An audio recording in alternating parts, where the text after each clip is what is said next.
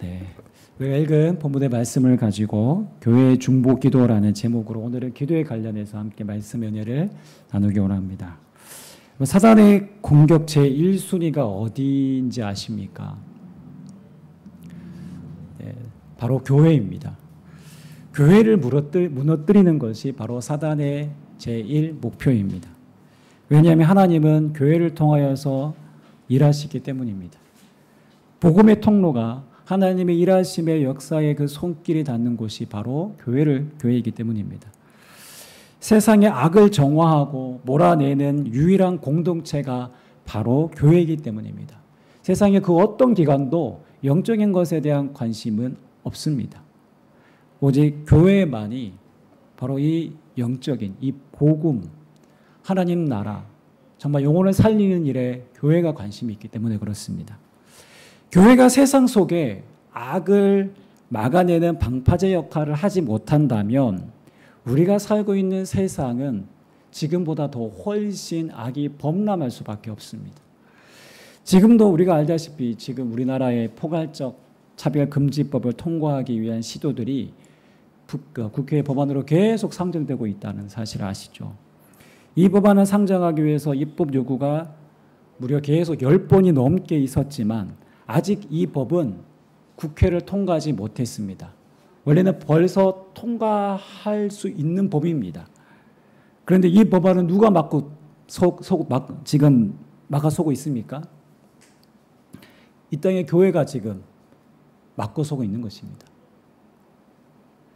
이 법안이 통과되면요, 동성 간의 결혼도 곧 통과될 수밖에 없습니다.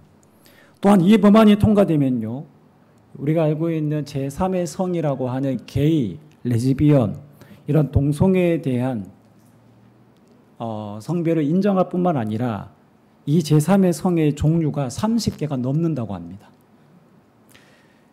아주 난잡한 성행위까지도 다 우리는 허용할 수밖에 없어요.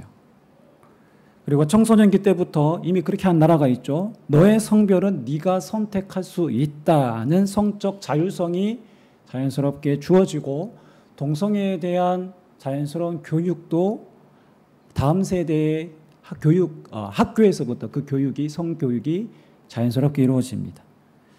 즉 온갖 성적인 문란함을 하나의 문화로 포장해버리는 그런 일들이 일어나고 맙니다. 만약 지금까지 교회가 이 법안 통과를 저지하지 않았다면 이 법안은 이미 통과되고도 남았습니다. 그래서 마지막 보루인 교회가 무너지면 여러분 이 나라와 사회 곳곳에는 온갖 악이 더욱더 범람할 수밖에 없습니다. 그래서 사단은 지금도 사단의 주된 공격 대상은 바로 교회와 그리스도인입니다.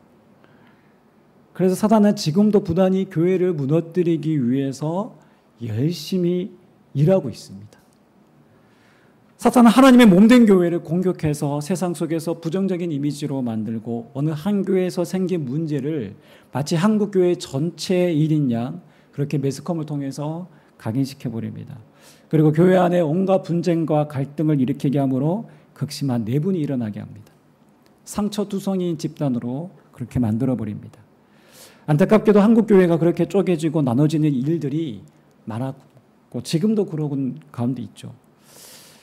저는 어릴 적부터 교회 안에 온갖 다툼과 분쟁 이런 것들을 보면서 자랐습니다. 이런 사단의 공격으로 교회가 이런 여러 가지 어려움 속에서도 그럼에도 불구하고 교회가 지금까지 올 수 있었던 이유가 무엇일까요? 그것은 하나님의 교회를 향한 하나님의 계획과 섭리, 그 가운데서 하나님의 붙드시는 은혜가 있었기 때문입니다. 그리고 또 하나는 믿는 자들의 교회의 기도입니다. 기도야말로 사단의 공격을 방어할 수 있는 가장 최고의 방어선이자 동시에 기도는 무기라는 사실입니다. 그렇다면 사단은 초대교회를 어떻게 공격했을까요? 바로 박해입니다. 박해가 주된 공격의 수단이었습니다. 지금 이 땅 가운데서는 우리가 큰 박해를 경험하기는 어렵지만 조금만 우리가 1시간만 올라가면 저 북한 땅에서는 지금도 엄청난 피해 박해가 계속되고 있습니다. 특히 믿는 자들에 대한 박해. 바로 이 초대교회 이 박해는 1세기에서부터 4세기 기독교가 공식적인 합법적인 종교로 인정받기 이전까지 무려 400년간의 오랜 시간 동안 계속되어 왔습니다. 오늘 본문의 최초의 교회라 할 수 있는 예루살렘 교회에 불어닥친 박해의 내용이 등장하는데요. 교회가 탄생한 이후에, 교회가 생긴 이후로 계속해서 박해가 계속되어 있었지만 이번 박해는 그 어느 때보다도 훨씬 더 강도가 높았습니다. 우리가 읽은 본문 1절과 2절에 보시면 그때라고 되어 있는데요. 그때 헤롯 왕이 손을 들어 교회 중에서 몇 사람을 해하려 하여 요한의 형제 야고보를 칼로 죽이니라고 되어 있습니다. 오늘 본문에 등장하는 헤롯 왕 누구일까요? 바로 헤롯 아그리파 1세입니다. 이게 누구냐면요, 우리 예수님의 탄생했을 때 유아 학살을 명령했던 헤롯 대왕의 바로 손자입니다. 피는 모속이죠. 그러나 자기의 이 기득권을 유지하기 위해서 과거와 마찬가지로 이 손자인 헤롯 아그리파 1세도 유대인들의 환심을 얻기를 원했어요. 그래서 유대인들에게 인정받을 수 있는 최고의 길, 그 전에 헤롯 대왕은 유대인들을 위해서 성전을 지어줬어요. 그래서 헤롯 성전이라 이름을 불렀죠. 그런데 지금 헤롯 아그리파 1세는 유대인들의 환심을 얻기 위해서 어떻게 합니까? 기독교인들을 박해합니다. 그리고 그 뿌리까지 뽑아내는 것이죠. 그래서 헤롯은 먼저 12사도 중에 한 명인 요한의 형제인 야고보를 칼로 죽입니다. 여러분 야고보가 누구입니까? 예수님의 수제자였습니다. 이 야고보가 칼로 죽임을 당합니다. 아마 참수형이었던 것 같아요. 전에 침례 요한을 죽일 때와 같은 그런 방법이었습니다. 그러니까 초대교회 탄생 이후 첫 번째 순교자였던 스데반 이후에 두 번째 바로 순교자였습니다. 그리고 사도로서는 바로 첫 번째 순교자였습니다. 당시 사도 야고보의 죽음은 여러분 예루살렘 교회에 있어서 엄청난 충격적 사건이었습니다. 예수님의 그 수제자로 영향력 있게 예루살렘 교회를 이끌었던 영적 지도자가 하루아침에 머리가 잘린 시신이 되었습니다. 뿐만 아닙니다. 유대인들이 기뻐하는 것을 보고 이 헤롯이 이제는 예루살렘 교회의 최고 지도자인 베드로까지 잡아 죽이려 합니다. 그래서 베드로마저 이제 죽을 날을 앞에 두고 지금 옥에 갇혀 있는 상황입니다. 이 얼마나 위기의 상황이고 절망의 상황이지 않습니까? 교회로서는 어쩌면 지금의 상황이 최고의 위기를 맞이한 상황입니다. 베드로마저 죽는다면 아마 큰 혼란에 빠질 수밖에 없는 그런 상황입니다. 사실 이전의 교회의 상황은 박해가 있었지만 그럼에도 불구하고 교회가 확산되고 또 그런 박해 속에서도 예루살렘 교회에서 안디옥 교회까지 생겨나고 또 이제 이방인들을 위한 선교가 이루어짐으로 복음이 점점 확장되고 있었습니다. 자, 보세요. 이렇게 하나님의 몸된 교회가 점점 확산되고 뻗어나가려고 이제 막 기지개를 펴려고 할 그때에 그 무렵에 교회를 향한 극심한 탄압이 시작된 것입니다. 여러분, 이러한 타임은 우연한 타이밍이 결코 아닙니다. 결코 우발적으로 헤롯이 뜬금없이 그렇게 기독교를 탄압한 것이 아닙니다. 바로 사단의 부추김이 있었습니다. 오늘 1절에서 그때에는 라는 매우 의미심장한 그때입니다. 바로 복음이 확장되고 하나님 나라가 뻗어나가려고 할 그때, 죄에게 사로잡혀 흑암의 권세 아래에 있던 자들이 복음의 빛, 영광의 빛 가운데 나아르고 할 그때에 사단이 발악하는 것입니다. 복음이 전해지는 것을 가진 수단과 방법을 동원해서라도 바로 방해하는 것이죠. 그래서 복음이 전해지는 현장에는 여러 가지 영적인 여러분 공격이 있고요. 때로는 고난과 박해가 있습니다. 지금도 우리가 이렇게 뭐 흔히 뉴스나 매스컴을 통해서 지금도 우리나라의 선교사님들이 사역자분들이 성도분들 중에 복음을 전하다가 북한에 지금 북한 정치 소용소에 갇혀 있습니다. 2014년도에 처음 갇히셔서 지금 거의 뭐 무기징역으로 선고되셔서 지금 10년 넘게 우리가 국제재판소에다가 계속 회부하고 이제 함에도 불구하고 아직도 지금 그분들이 7분의 분들이 우리나라 국적의 분들이 지금도 그곳에 갇혀 있어요. 얼마나 고통 가운데 피폐한 삶을 살아가고 있는지 모릅니다. 그럼에도 불구하고 또 그 정치범 수용소에도 수많은 믿는 사람들이 정말 처절한 그 가운데 수용소에서 그렇게 지내고 있습니다. 뿐만 아니라 뭐 인도나 그런 데서 인도 북부 지역에도 최근 몇 년 동안 기독교 탄압이 있어 와서 무슬림들뿐만 아니라 힌두교인들도 기독교를 탄압하고 그래서 교회가 불타고 이런저런 그런 고난과 박해가 지금도 계속되고 있고 뭐 아프가니스탄 그리고 나이지리아 그리고 여러 세계 곳곳에서 중동 지역 곳곳에서 계속되는 박해가 있습니다. 우리가 진짜 예수를 믿고 복음을 전하다 보면 이런 오해를 받고 온갖 비난을 받을 수 있습니다. 교회가 이런 영혼을 향한 관심을 가지고 영혼 구원의 목숨을 걸 때 예기치 않은 그런 어려움도 생길 수 있습니다. 그때마다 교회가 박해받을 그때마다 우리는 영적인 안목이 있어야 합니다. 바로 영적인 공격이 있을 수 있다는 것을 감지해야 합니다. 사실 헤롯은 베드로를 바로 죽이고 싶어 했지만 이때가 마치 무교절 기간이었습니다. 이 무교절 기간은 이 마지막 6월절 그 절기와 이어지기 때문에 이때는 어떠한 재판도 처형도 엄격히 금지하고 있었기 때문에 옥에 가둘 수밖에 없었습니다. 그래서 이 6월절이 끝나면 바로 재판을 물어 사형 집행을 하려고 지금은 어쩔 수 없이 감옥에 가뒀습니다.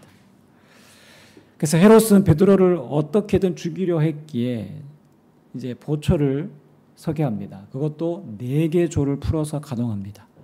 그리고 베드로는 두 팔과 두 다리에는 쇠사슬이 묶여 있습니다.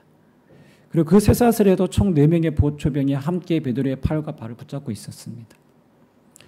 베드로가 무슨 초능력자도 아닌데 아니 무슨 헐크도 아닌데 뭐 이렇게까지 합니까? 이렇게까지 하는 이유가 있습니다.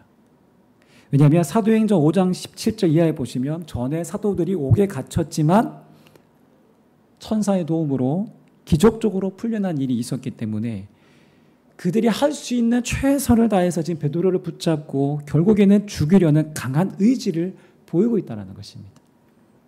자, 그러나 오늘 본문에는 이런 고통의 상황에서도 교회가 취한 가장 확실한 방법을 우리에게 소개하고 있습니다. 그것은 바로 교회의 기도입니다. 우리 5절 말씀 우리 다시 한번 함께 읽어보겠습니다. 시작. 교회는 그를 위하여 간절히 하나님께 기도하더라. 아멘. 베드로가 옥에 갇힌 상황을 언급하면서 오늘 성경은 교회는 그를 위하여 간절히 하나님께 기도하더라. 우리는 이 짧은 구절을 통하여서 우리는 기도가 얼마나 중요한지를 다시금 우리에게 상기시키시고 보여주고 있습니다. 자, 그런데 성경은 개인이 기도를 했다고 하지 않고 교회가 기도했다라고 말합니다. 이것은 바로 교회 공동체가 함께 합심하여서 그들이 모여서 중보 기도를 했다라는 것을 강조하고 있는 내용입니다.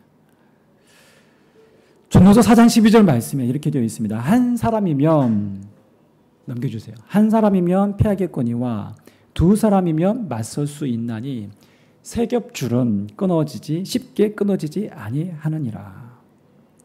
여러분, 교회가 함께 모여 함께 기도하는 중보기도의 힘은 매우 중요합니다.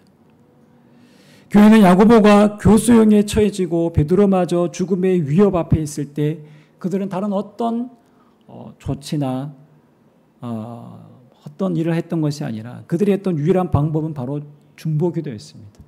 이것이 가장 중요한 그들의 행했던 방법이었습니다. 그리고 그들의 기도는 간절했다라고 성경은 기록합니다. 그들이 어떻게 기도했을까요? 이 환난에서 이 박해로부터 건져달라는 기도, 베드로를 살려달라는 그런 간절한 기도를 하지 않았을까요? 교회 공동체의 이 간절한 기도에 하나님은 그저 팔짱 끼고 보고 계시지 않으셨습니다. 하나님의 보이지 않는 손은 이미 일하고 계셨습니다. 우리 6절에 보니까 옥에 갇힌 베드로의 처형이 이제 바로 다음 날 진행될 예정이었습니다. 보통 여러분 내가 내일 죽는다라고 생각하면 잠이 잘 올까요? 오지 않을까요? 네, 아마 죽음 앞에 벌벌 떨면서 공포와 불안감에 휩싸여서 밤을 아마 새며 아침을 그렇게 만든 게 당연할 것입니다. 그런데 오늘 성경에서 베드로는 두 군인 틈에서 두 쇠사슬에 매어 누워 자고 있었다고 합니다. 이것은 마치 풍랑이는 바다에서 배고물 밑에 주무시고 계셨던 예수님의 모습을 우리가 충분히 연상하게 합니다. 베드로는 전혀 자신의 죽음이 두렵지 않았다라는 것을 증명해 보이고 있습니다. 이것은 죽어도 산다라는 부활의 신앙이 있는 자에게만 주어지는 절대 평안입니다. 하나님을 전적으로 의지하는 자에게 있는 절대 평안입니다. 이것은 그 어떤 세상의 권력자도 죽음으로 위협해도 흔들리지 않는 하나님이 주시는 평안, 빼앗길 수 없는 바로 그 평안이었습니다. 이 또한 교회 공동체의 기도의 결과라고 볼 수 있지 않을까요? 교회가 기도할 때 베드로는 가장 극한 상황에서 가장 두려워해야 하는 그 상황에서조차도 어쩌면 가장 평안한 상태로 잠을 자고 있었습니다. 이것이 주를 믿는 자들, 그리스도를 고백하는 자들에게 주어지는 놀라운 은혜입니다. 교회가 기도할 때, 교회가 하나님 앞에 부르짖을 때 어떤 역사가 일어났습니까? 하나님은 주의 천사를 보내셔서 바로 베드로를 옥에서 건져내십니다. 옥에 갇혀있고 거기에다 쇠사슬로 단단히 묶여있고 더군다나 4명의 보초를 서고 있는 이 상황을 모두 무색하게 만들어 버리셨습니다. 그리고 베드로는 옥에서 빠져나와 거리에 나올 때까지도 이 모든 일이 마치 환상인 줄 알았습니다. 이 모든 일이 순식간에 이루어졌습니다. 베드로가 정신을 차리고 나서야 현실에서 일어난 일이구나, 이게 실제구나라는 것을 그제야 뒤늦게 깨달았습니다. 그런데 베드로는 이 모든 일이 어떻게 되어졌는지 매우 중요한 사실을 발견합니다. 그가 이런 것이 어디입니까? 마가라 이름한 요한의 어머니 마리아의 집이었습니다. 그 집에서 여러 사람들이 바로 베드로를 위해서 기도하고 있었던 것입니다. 무엇입니까?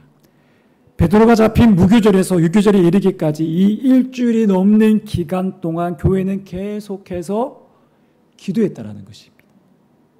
교회는 이 위기의 상황 속에서 기도하기를 쉬지 않았습니다.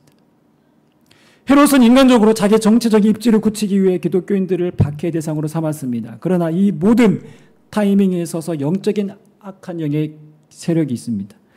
그렇게 교회는 그들을 향해 총과 칼로 맞서지 않았습니다. 정치적인 방법이나 세상의 권력자들의 힘을 빌어서 일을 하지 않았습니다. 왜 그렇습니까? 이 싸움은 보이지 않는 영적인 세력과의 싸움이기 때문입니다. 혈과 육에 속한 싸움이 아니라 세상 공중 권세에 잡은 악한 영에 대한 싸움이라는 것을 교회는 누구보다 잘 알고 있었기 때문입니다. 우리가 좀 전에 불렀던 찬양처럼 이 전쟁은 나에게 속한 것이 아니라 하나님께 속한 것이기에 그 사실을 알았기에 기도했던 것입니다. 그래서 그 악한 영의 세력을 무력하게 하는 가장 강력한 무기는 바로 기도였던 것이죠. 그래서 교회는 문제 앞에 어떠한 방법론을 들고 문제를 해결할 것이 아니라 기도해야 한다는 것을 오늘 말씀을 통해 더욱 절실히 깨닫게 됩니다. 교회가 어떠한 분쟁과 갈등과 위기 상황 속에서도 어떤 외부적인 공격 속에서도 가장 먼저 해야 될 것들이, 방어해야 될 것들이 바로 이 기도의 자리입니다. 위기 앞에 기도하는 교회는 하나님이 함께 하실 수밖에 없습니다. 기도하는 교회에 하나님은 때로는 초월적인 방법인 기적을 통해서라도 역사하시고 응답하신다는 것입니다. 세상 사람들이 보기에 교회는 약해 보이고 때로는 어리석게 보이기도 합니다. 그러나 여러분, 교회는 결코 약하지 않습니다. 영적인 악한 세력을 대항할 수 있는 유일한 곳이 바로 교회이기 때문입니다. 그리고 악한 세력과 맞설 수 있는 무기를 가진 자들이 바로 오늘 저와 여러분들입니다. 그리스도인입니다. 성도들입니다. 또 한 가지 우리가 오늘 본문을 통해서 중요한 살펴볼 수 있는 내용은, 여러분, 야고보는 헤롯의 칼날에 죽었습니다. 그렇죠? 순교했습니다. 베드로는 하나님의 도움으로 이 죽음의 위협으로부터 극적인 구출을 받습니다. 이 모든 상황을 고려할 때 우리는 왜 야고보는 순교하고 베드로는 구원하셨나라고 생각할 수 있습니다. 그러나 오늘 성경은 우리에게 무엇을 말해주고 있을까요? 세상의 악함 앞에 우리는 무력하게 죽임을 당할 수 있다라는 사실과 동시에 하나님은 힘이 없어서 아무 일도 하지 않는 것이 아님을 베드로의 구원 사건을 통해서 우리에게 말씀해 주고 있습니다. 그렇다면 야고보는 억울한 것이냐, 억울한 것이 아닌가, 우리가 이렇게 생각할 수 있죠. 인간적으로는 그렇게 보여지기도 그렇게 생각됩니다. 그러나 여러분, 성경은 결코 그렇게 말하고 있지 않습니다. 우리가 스데반의 순교의 장면을 기억하십니까? 스데반이 환상 가운데 무엇을 보았습니까? 누구를 보았습니까? 예수님을 보았습니다. 그 환상 가운데 예수님이 보좌에 앉아 계신 것이 아니라 보좌에 일어서서 스데반을 바라보고 환하게 스데반을 바라보고 계셨습니다. 여러분, 스데반의 순교도 야고보의 순교도 주님을 믿는다는 이유로 당하는 박해와 순교는 우리가 생각할 수 없는, 때로 상상할 수 없는 영광된 사건이라는 것입니다. 우리가 이 땅에서의 삶의 관점에 보면 비참한 말로일 수 있습니다. 그러나 여러분, 하늘의 관점에서 보면, 하나님의 입장에서 보면 이 얼마나 놀랍고도 영광스러운 장면인지 모릅니다. 그래서 하나님은 그의 순교당함을 하늘의 별처럼 빛나게 하시고 결코 헛되지 않게 하나님께서 기억하시고 그렇게 여기셨습니다. 죽음 앞에서 당당했던 야고보의 믿음은 성도들로 하여금 여러분 공포와 두려움에 빠지게 만든 것이 아니라 더욱더 기도의 자리로 이끌었습니다. 죽음 앞에서도 진정한 부활의 신앙이 무엇인지를 야고보는 보여주었던 것입니다. 중요한 것은 야고보의 순교든 베드로의 구원하심이든 오늘 주님 우리에게 말씀하고 계신 것은 우리가 하나님의 함께하심과 하나님의 일하심을 여전히 신뢰하며 계속해서 우리가 기도하고 있는가입니다.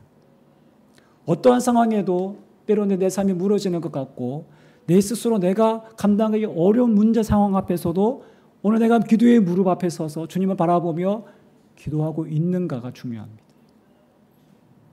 오늘 본문을 통해서 우리에게 말씀하고 있는 중요한 사실은 박해 앞에서도 여전히 하나님 앞에 하나님이 함께 하고 있다는 것입니다. 이 사실을 믿고 복음을 전하고 복음을 드러내는 이 믿음의 발걸음을 멈추지 말라라고 우리에게 말씀하는 것이죠.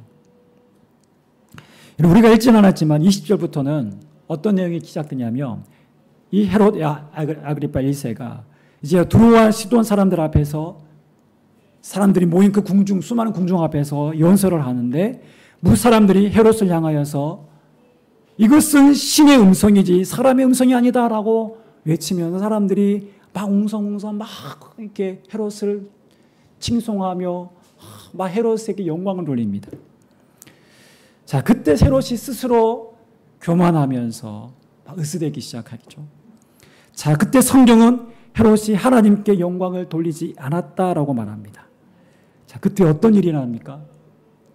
그 즉시 주의 천사가 헤롯을 내리쳐서 그는 벌레의 먹혀 죽었다고 말합니다. 순식간에 신처럼 대우받았던 헤롯이 하루아침에 비참한 죽음을 최후를 맞이했습니다. 하나님께 즉각적인 심판을 받았습니다. 여러분, 교회를 그렇게 박해하고 야고보를 죽이고 베드로를 감금했던 그 헤롯은 비참한 최후를 맞이하고 말았습니다. 이 모든 것이 여러분 교회의 기도의 연장선에서 일어난 결과입니다. 그리고 이 모든 상황을 통해 말씀하신 하나님의 뜻은 그 어떤 복음의 방해와 박해도 그들을 두려워할 것이 아니라 하나님이 모든 역사의 주관자 되심을 더욱 신뢰하고 복음을 향한 열정을 멈추지 말라는 주님의 뜻이다라는 것이죠. 또한 하나님을 신뢰하며 끝까지 복음의 삶을 살아가는 믿음의 성도들에게 반드시 최후의 승리가 기다리고 있다는 것을 말하고 있습니다. 오늘 이 자리에서 우리 매주 수요일마다 모여서 우리가 기도하고 있습니다. 처음에는 저희 목회자 부부만 모였지만 지금은 우리 세 분의 지체분들이 이 자리에 함께하고 있습니다. 얼마나 감사한지 모릅니다. 그리고 멀리 계신 분들은 아마 온라인으로도 몇몇 분들이 함께하기도 합니다. 간절히 바라기는 먼저 교회가 기도하는 자리에 더욱 함께했으면 좋겠습니다. 여러분, 기도를 소홀히 하는 가정에 어떤 거룩한 변화가 일어나겠습니까? 기도를 뒷전으로 여기는 교회에 어떻게 하나님이 역사하실 수 있겠습니까? 우리가 어떻게 해서든 어떤 상황에 있어든 기도의 자리를 우리는 붙들어야 합니다. 기도가 우리의 삶의 가장 우선순위가 되어야 합니다. 그리고 함께 기도할 때 우리를 통해 일하시는 우리는 하나님의 놀라운 역사를 함께 맛보게 됩니다. 남의 일이 아닌 바로 나를 통하여서, 우리를 통하여서 일하시는 하나님의 역사를 우리 모두가 경험하게 되는 것입니다. 오늘 우리 지체 중에서는 육신의 연약함 가운데 있는 분들이 계십니다. 우리가 위에서 함께 중보함으로 주님의 만지심, 치유와 회복을 우리가 함께 구합니다. 함께 기도합니다. 또한 이번 주 토요일부터 우리 다음 세대 여름 캠프가 진행됩니다. 이 중에는요, 믿지 않는 어린이도 함께 이번 캠프에 참석합니다. 많은 아이들이 아직 믿음이 약하거나 알다시피 믿음이 아직 어립니다. 우리 아이들이 복음을 통해 하나님의 살아계심을 믿고 신앙을 고백할 수 있는 믿음의 세대로 거듭나기를 간절히 기도해 주시기 바랍니다. 이번 주는 특별히 매일매일 정한 시간에 우리 여름 캠프를 위해서 꼭 함께 기도했으면 좋겠습니다. 한 영혼이 예수 믿는 것에 얼마나 영적인 방해와 공격이 있는지 모릅니다. 그래서 우리는 함께 중보해야 합니다. 그래서 우리 교회가 이 복음을 향해 한 걸음 한 걸음 나아가고 우리가 주님의 마음을 시원케 할 수 있는 이 시대에 하나님이 기뻐하시는 그런 교회가 되었으면 좋겠습니다. 이 일을 위해 주님의 인도하심을 믿고 참으로 기도를 멈추지 않는 교회, 그런 복된 모든 믿음의 성도님 되시기를 주님의 이름으로 축원합니다. 기도하겠습니다.